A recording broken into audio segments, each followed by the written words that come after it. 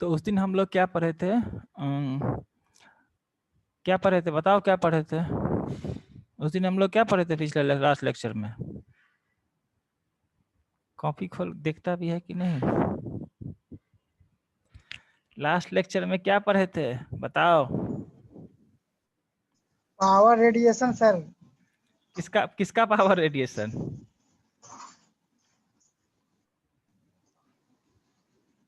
Power radiation में था, ऐसा करके कुछ था subject. Power radiation of Hertzian dipole, ठीक है। हार्टिजियन डाइपोल क्या? हार्टिजियन डाइपोल क्या होता है? हार्टिजियन डाइपोल क्या होता है? एक मिनट सर। लेक्चर थोड़ा बहुत रिवाइज। एंटीना ऐसे ही इतना भारी सब्जेक्ट है, इतना टफ सब्जेक्ट, देख रहे हो हर डेरिवेशन में खाली एजम्पशन है।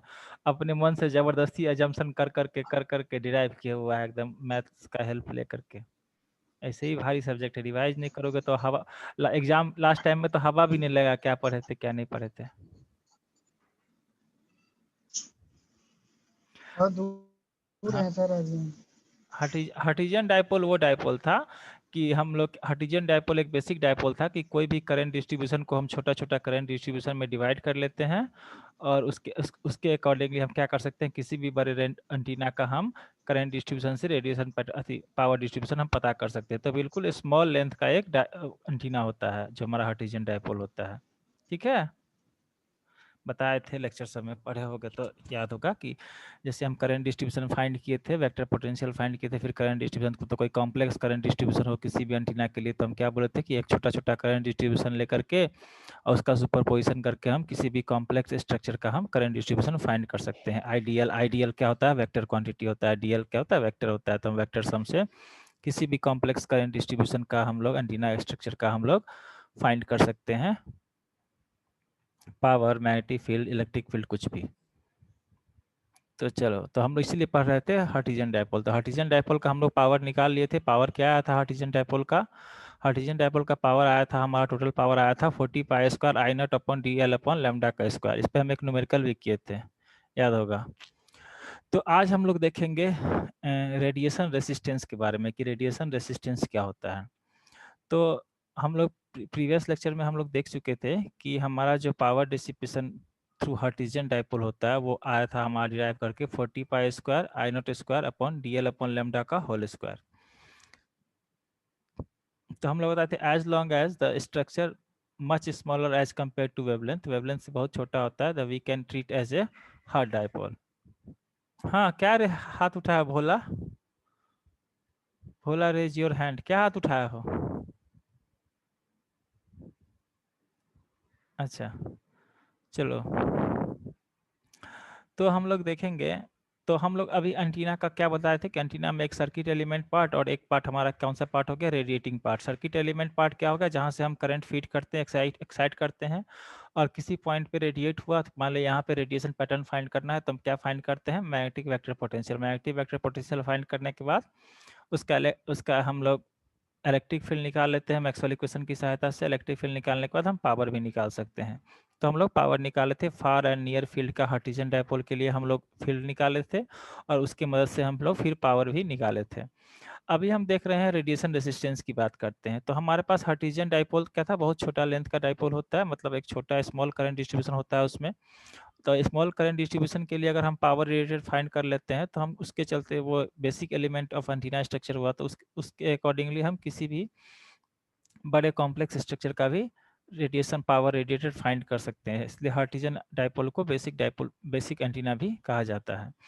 तो इस हार्टिजियन डाइपोल को हम लोग, ये पार्ट हो गया हमारा, क्या हो गया, ये एक सर्किट एलिमेंट पार्ट होता है और एक क्या पार्ट होता है? Radiating part. मतलब वहाँ से यहाँ पे जितना हम करंट उसमें दिए, उसमें करंट इसको हम एक्साइट किए, तो यहाँ से रेडिएशन शुरू हुआ, तो रेडिएशन में कितना पावर रेडिएट किया पर्टिकुलर पॉइंट पे, तो हम फाइंड कर सकते हैं। हार्टिजियन डाइपोल के केस में हम क्या फाइंड किए? Power, total power radiated power हम लोग फाइंड किए 40 pi square I naught square upon d L upon lambda का होल स्क्वायर। आई नॉट पे डिपेंड करेगा कितना करंट हम उसमें फीड किए हैं, कि, कितना करंट उसमें हम लोग फीड किए हैं उस एंटीना में, तो फिर वो रेडिएट होकर के जो पावर रेडिएट होगा वो हमारा वो एक्सप्रेशन आया था। तो हम लोग को क्या होता है मेनली करंट से हम लोग करंट एक्साइट करना होता है एंटीना में सर्किट एलिमेंट। तो करंट कहाँ से डालेंगे, किसी वोल्टेज सोर्स से उसको कनेक्ट करेंगे तो उसमें करंट फ्लो करेगा। तो we can excite with a voltage source which gives the current. हम किसी वोल्टेज सोर्स से एंटीना को कनेक्ट करेंगे तो वो क्या करेगा, उसमें करंट फ्लो करेगा, तो उस तरह करंट से हम एक्साइट कर सकते हैं एंटीना को। फिर करंट के चलते क्या होगा, हमारा पावर रेडिएट होगा स्पेस में। तो अगर हम अभी जो हम हर्टिजन डायपोल की बात करते हैं, तो हर्टिजन डायपोल में पावर जो रेडिएट हुआ स्पेस में, मतलब उतना पावर लॉस हुआ होगा यहाँ पे। जो पावर यहाँ पे हमारा कंज्यूम हुआ वही पावर ना क्या कहते हैं रेडिएट हुआ। मतलब पावर यहाँ से रेडिएट हो गया, मतलब यहाँ पे कुछ पावर लॉस हुआ है, वही पावर ना यहाँ जो पावर यहाँ पे लॉस हुआ वही पावर ना क्या कहते हैं स्पेस में रेडिएट हुआ। तो if we see from the input terminal side of antenna, since power is radiated and going away from the structure, power क्या यहाँ से रेडिएट हुआ और यहाँ स्ट्रक्चर से अवे स्पेस में गया।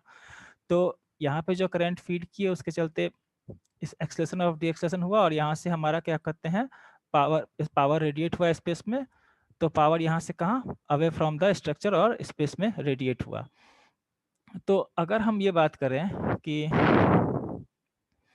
if we enclose the antenna in a black box and observing the characteristics only on the terminal of the antenna, अगर मान लो कि हम एंटीना पूरे एंटीना स्ट्रक्चर को हम एक बॉक्स में कंसिडर कर लेते हैं और सिर्फ यहाँ का कैरेक्टरिस्टिक्स हम देखते हैं, इस पूरे एंटीना स्ट्रक्चर को हम बॉक्स में देख करके उसका हम सिर्फ यहाँ पे एक्साइटेशन साइड में इसका हम स्ट्रक्चर को ऑब्जर्व कर रहे हैं, तो हम ये देख रहे हैं कि यहाँ से पावर हमारा रेडिएट हुआ। तो जो पावर यहाँ पे कंज्यूम हुआ होगा वही पावर ना रेडिएट हुआ। यहाँ पे कुछ पावर कंज्यूम हुआ होगा और वही पावर जो कंज्यूम हुआ वो क्या हुआ, स्पेस में क्या होता है, रेडिएट हो गया।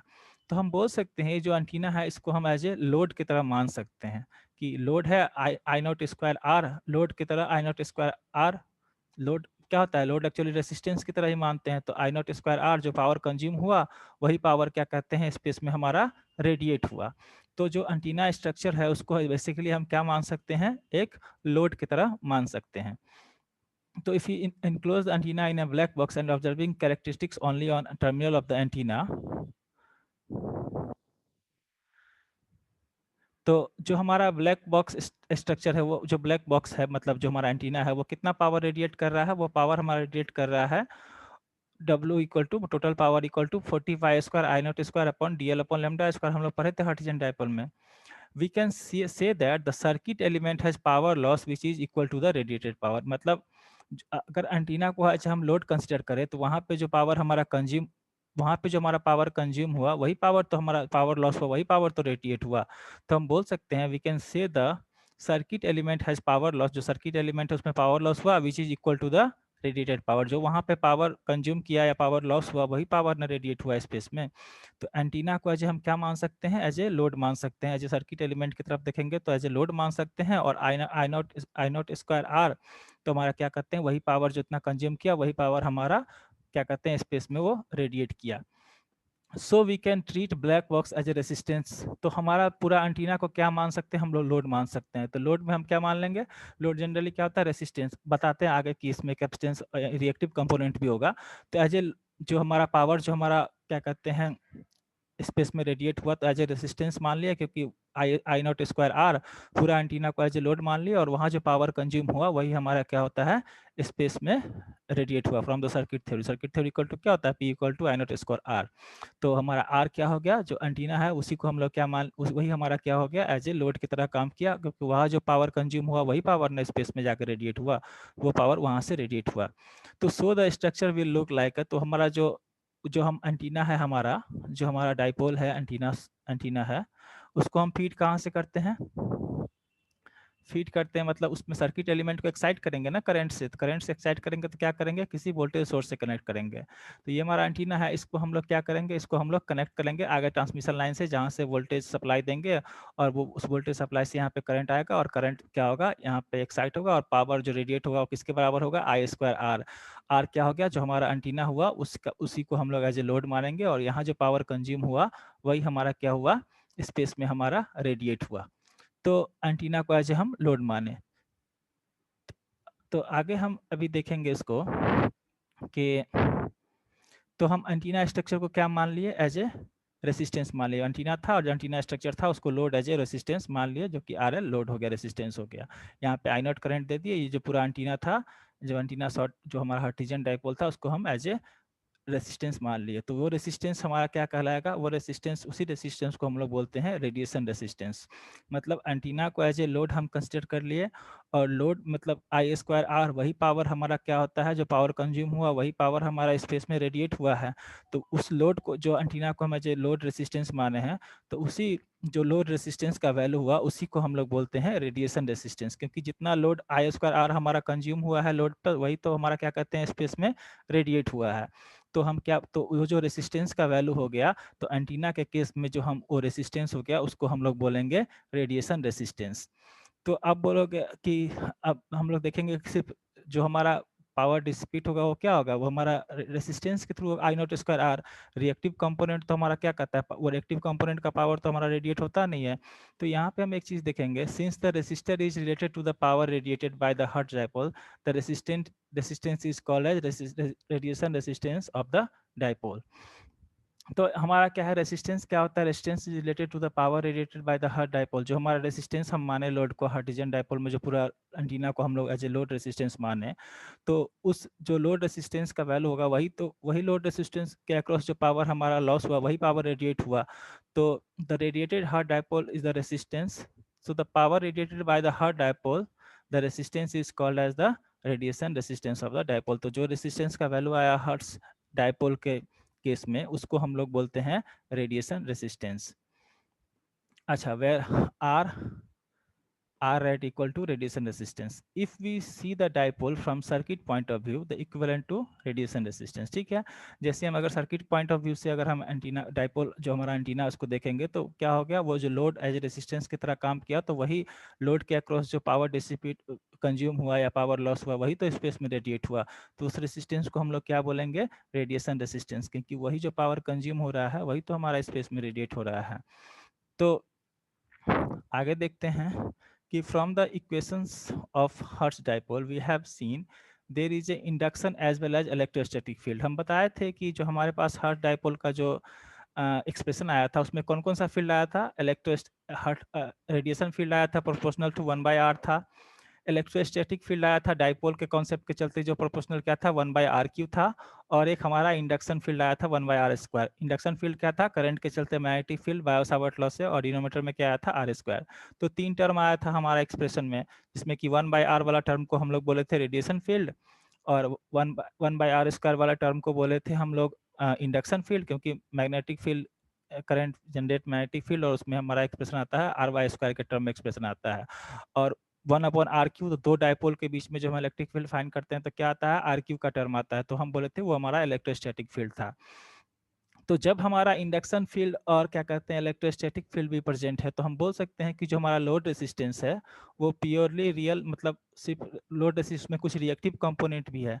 तो रिएक्टिव कंपोनेंट क्या हो गया, इंडक्शन के चलते कुछ रिएक्टिव कंपोनेंट भी है और इलेक्ट्रोस्टैटिक फील्ड है, तो इसलिए हम बोल सकते हैं so there must be some reactive element is also present with the radiation resistance. इसका मतलब ये हो गया कि जो हमारा रेडिएशन रेसिस्टेंस जो हम लोड कैलकुलेट किए हैं, जो हम रेडिएशन रेसिस्टेंस बोल रहे हैं एंटीना को एज ए लोड कैलकुलेट किए हैं, तो कुछ ना कुछ वहाँ पे क्या होगा, कुछ हमारा रिएक्टिव कंपोनेंट भी प्रेजेंट होगा। क्यों रिएक्टिव कंपोनेंट प्रेजेंट होगा, क्योंकि हम जब हार्टिजन डाइपोल का एक्सप्रेशन देखे थे तो उसमें रेडिएशन फील्ड के साथ साथ हमारा इंडक्शन फील्ड भी आया था और हमारा इलेक्ट्रोस्टैटिक फील्ड आया था। तो इंडक्शन फील्ड और इलेक्ट्रोस्टैटिक फील्ड के चलते कुछ हमारा क्या कहते हैं, कुछ हमारा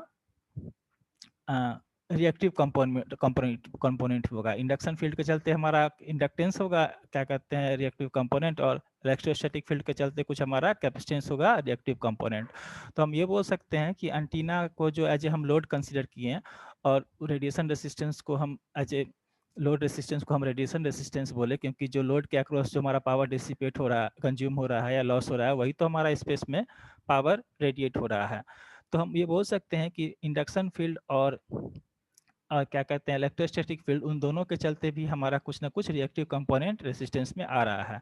तो हम एंटीना जो हमारा टोटल रेसिस्टेंस है उसको हम क्या बोलेंगे, वो हमारा एक तरह का एक कॉम्प्लेक्स लोड हो जाएगा, जिसमें रेसिस्टेंस के साथ साथ कुछ रिएक्टिव कंपोनेंट भी होगा। रिएक्टिव कंपोनेंट मतलब इंडक्टेंस या फिर कैपेसिटेंस होगा। The real part of this load is correspondent to power radiated by the dipole. तो जो हमारा रियल पार्ट होगा वही पावर रेडिएट होगा ना, बाकी रिएक्टिव पावर थोड़ा ना हमारा रेडिएट होगा स्पेस में। तो जो रियल पार्ट जो हम क्या बोल सकते हैं कि टोटल एंटीना का जो स्ट्रक्चर हुआ वो एक लोड की तरह हुआ, लोड की तरह, और लोड में कुछ हमारा रियल पार्ट रेसिस्टेंस हुआ और कुछ हमारा रिएक्टिव कंपोनेंट भी हुआ। रिएक्टिव कंपोनेंट कहाँ से आया, तो कुछ इंडक्शन फील्ड के चलते आया, और कुछ जो हमारा इलेक्ट्रोस्टैटिक फील्ड आया था 1/r³ का जो टर्म आया था उसके चलते हुआ। तो हम लोग बोल सकते हैं the real part of this load is correspondent to power radiated by the dipole. तो हमारा जो लोड रेसिस्टेंस आया एंटीना को, जब हम रेडिएशन रेसिस्टेंस में बोले लोड रेसिस्टेंस जो हमारा रेडिएशन रेसिस्टेंस के बराबर हुआ, उसमें कुछ हमारा रिएक्टिव कंपोनेंट भी होता है। तो हमारा total power total power radiated from the antenna क्या हो जाएगा, करंट के टर्म में लिखेंगे तो half I naught square R radiation. अब बोलोगे आई नॉट स्क्वायर आर, तो यहाँ पे हाफ कहाँ से आ गया, तो हाफ कहाँ से क्या आ गया, क्योंकि हम एंटीना का क्या ले रहे थे, peak to peak peak value ले रहे थे ना, एंटीना क्या कहते हैं करंट का, हम लोग पीक जब हम डेरिवेशन लिए थे तो पीक वैल्यू लिए थे। एवरेज वैल्यू लेंगे तो क्या हो जाएगा, आई नॉट बाय 2 हो जाएगा।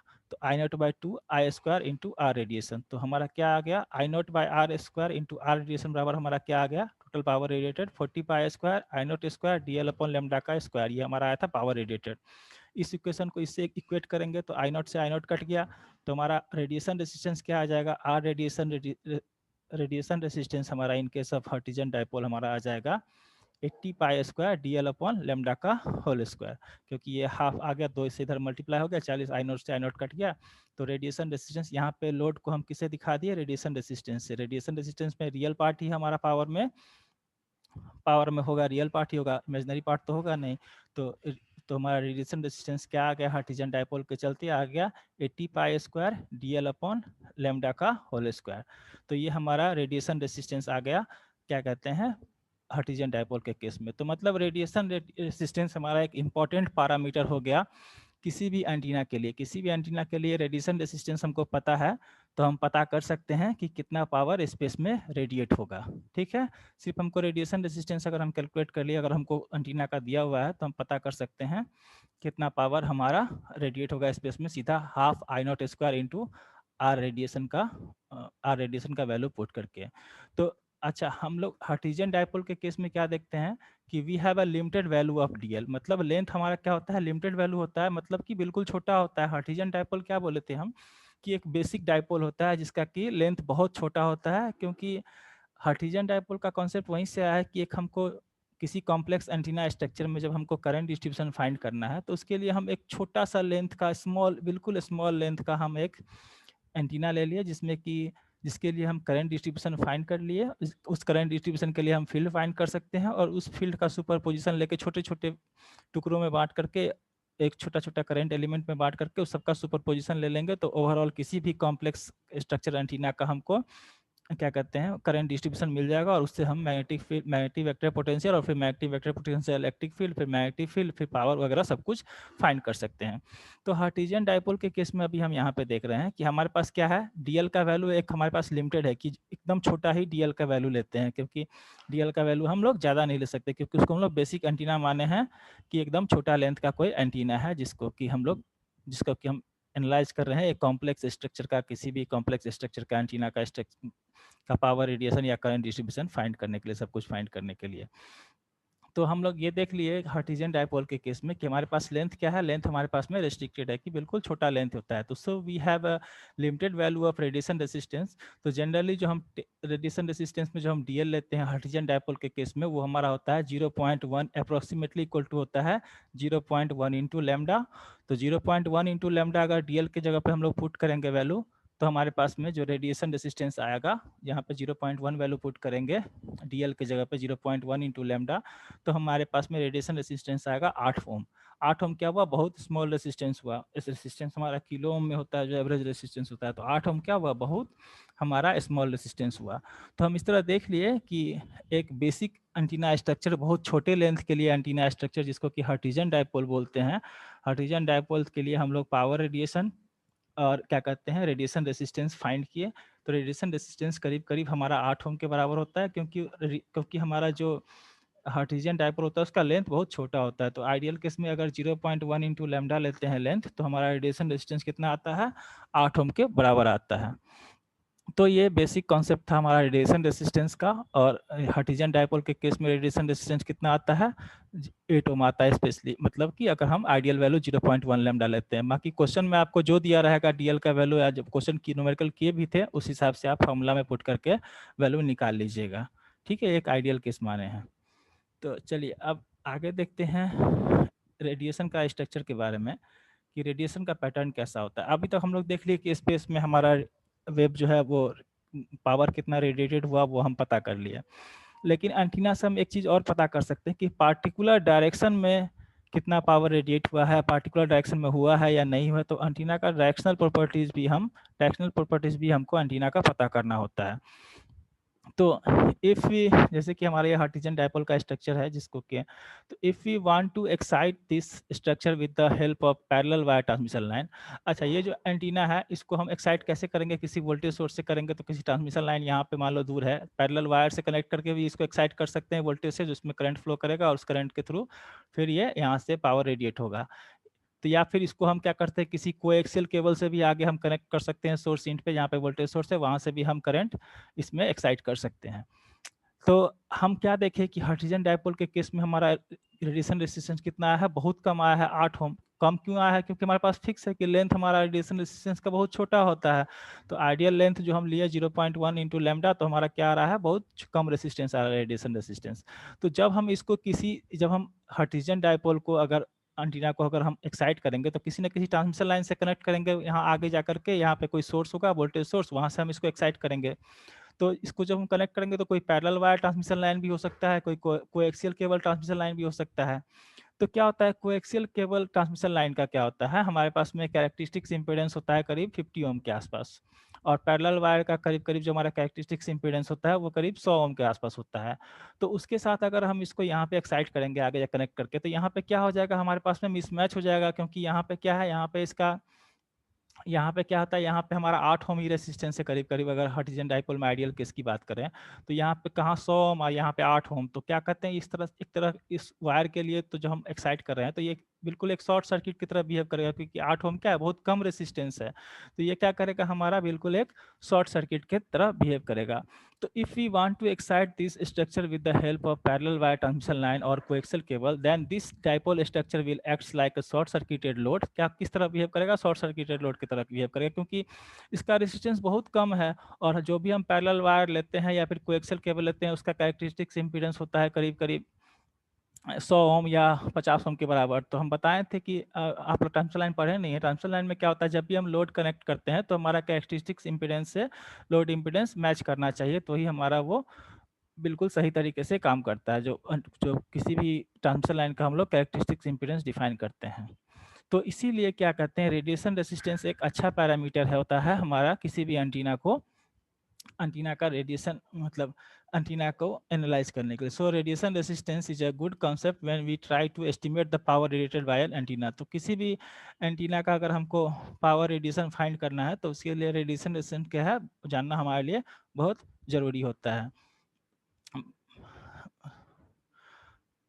क्योंकि रेडिएशन रेजिस्टेंस के हम हेल्प से हम क्या कर सकते हैं, रेडिएशन रेजिस्टेंस अगर हमको पता है तो उसके हेल्प से हम पावर इंक्रीज और पावर डिक्रीज कर सकते हैं। रेडिएटेड पावर को इंक्रीज कर सकते हैं, रेडिएशन रेजिस्टेंस को बढ़ा देंगे तो रेडिएटेड पावर हमारा इंक्रीज हो जाएगा, रेडिएशन रेजिस्टेंस को घटा देंगे तो रेडिएटेड पावर हमारा क्या हो जाएगा, डिक्रीज करेगा। तो इसीलिए किसी भी एंटीना का रेडिएशन रेजिस्टेंस एक बहुत ही अच्छा मतलब कि कॉन्सेप्ट होता है उसके पावर के लिए।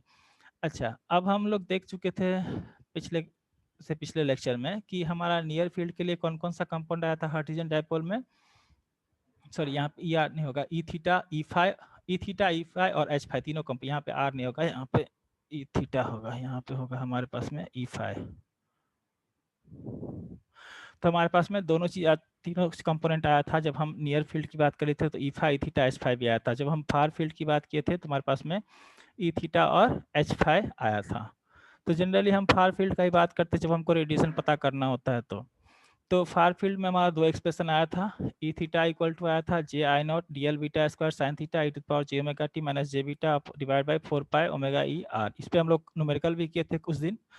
और हमारा एच फाइव कॉम्पोनेंट आया था जो आया था J I naught D L B sine theta E to the power J omega T minus J beta, यहाँ माइनस नहीं हो गई है। e⁻j⍵t minus J beta divide by 4πr। हम बताए थे इस दोनों का रेशियो लिए थे तो हमारा ई थीटा अपन ई फाई क्या आया था, इंट्रिंसिक इम्पीडेंस के बराबर आया था जब इस दोनों का लिए थे।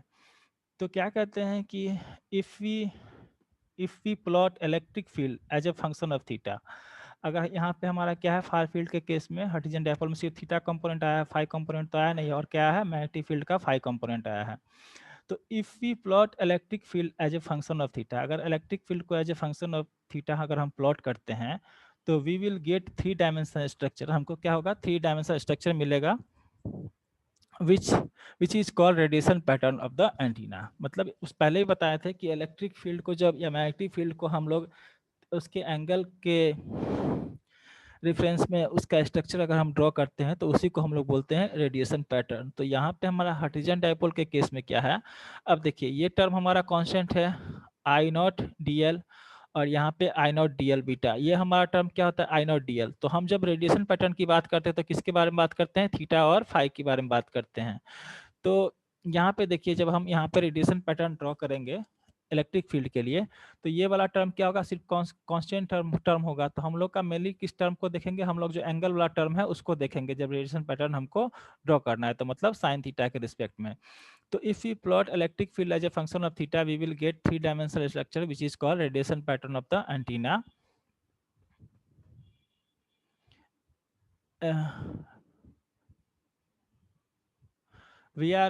we are interested in only relative term keeping I naught D L beta constant. हम लोग क्या रिलेटिव टर्म जो हमारा साइन थीटा उसमें हम लोग इंटरेस्टेड हैं कि रेडिएशन पैटर्न की अगर बात करें तो बाकी कांस्टेंट टर्म से हमको कोई मतलब नहीं है। So the pattern of electric field and magnetic field be the same. इसलिए क्या होगा, जब हम इसमें दोनों का इक्वेशन देखें तो अगर हम सिर्फ इसके थीटा वाले टर्म में अगर हम सिर्फ इंटरेस्टेड हैं, कांस्टेंट टर्म में इंटरेस्टेड नहीं है, तो क्या होगा, दोनों का पैटर्न करीब करीब हमारा क्या होगा, सेम ही होगा अगर हम इलेक्ट्रिक फील्ड और मैग्नेटिक फील्ड का पैटर्न देखें।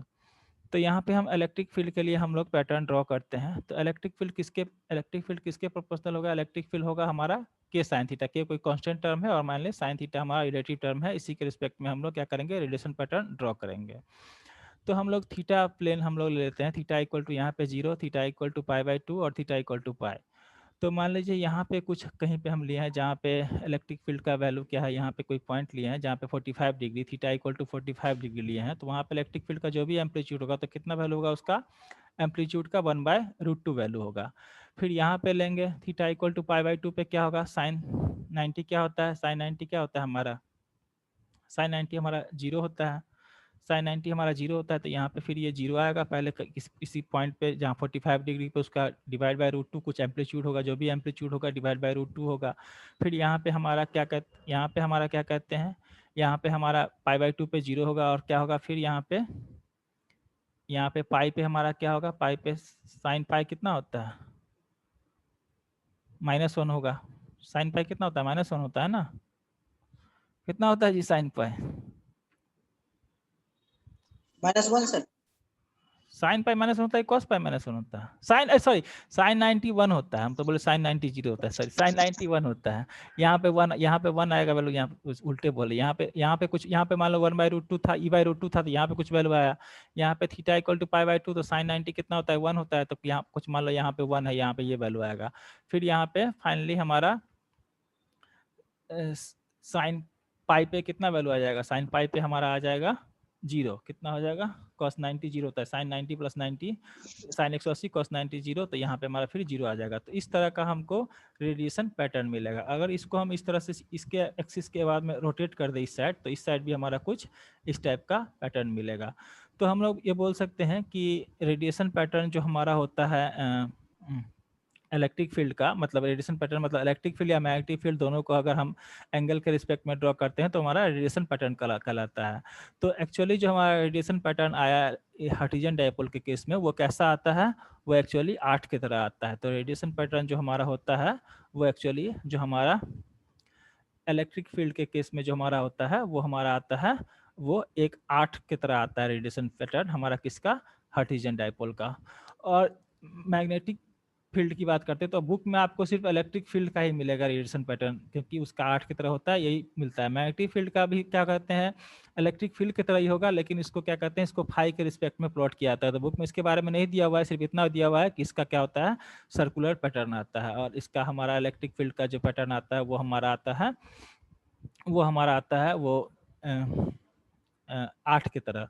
और हम लोग जानते हैं कि चाहे इलेक्ट्रिक फील्ड हो चाहे मैग्नेटिक फील्ड हो, दोनों का क्या आएगा, सेम ही आएगा। सेम इसलिए आएगा मतलब कि हम किस टर्म में रिलेटेड थे, हम लोग का जो कांस्टेंट टर्म था वो तो दोनों का सेम ही था। हम किस में रिलेटेड थे, सिर्फ साइन थीटा वाला टर्म में, उसका एक्सप्रेशन हमारे पास सेम ही था।